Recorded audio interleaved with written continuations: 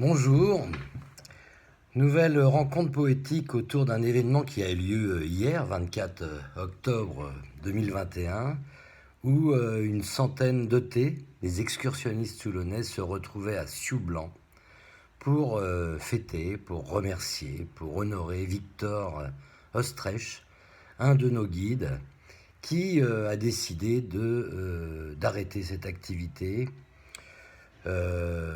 Évidemment, c'était un homme dans la force de l'âge, puisqu'il est dans sa 88e année, et qu'on a fait ces 15 derniers kilomètres ensemble avec ses 200 ou 300 mètres de dénivelé. Voilà, ça fait rêver. Toujours est-il que cela m'a inspiré un texte que je vous livre.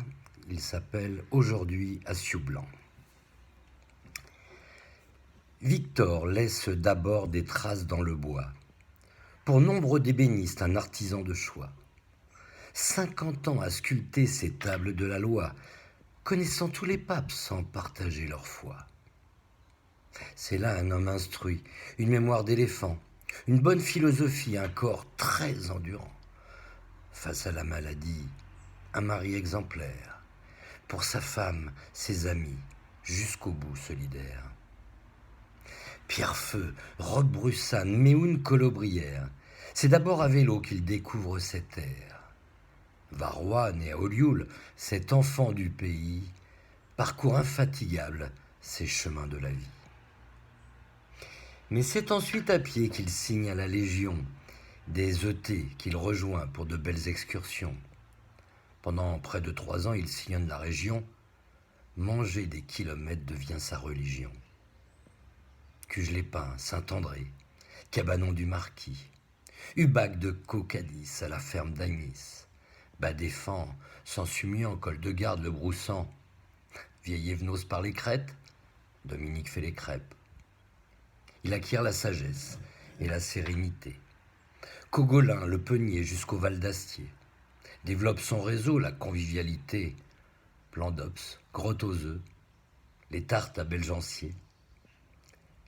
Il s'implique également comme administrateur, travaille pour nous 9 ans dans des postes sans fleurs. Victor, c'est aussi l'élégance, le charmeur, la célèbre moustache d'un noble séducteur. Depuis 88, il est chef d'excursion.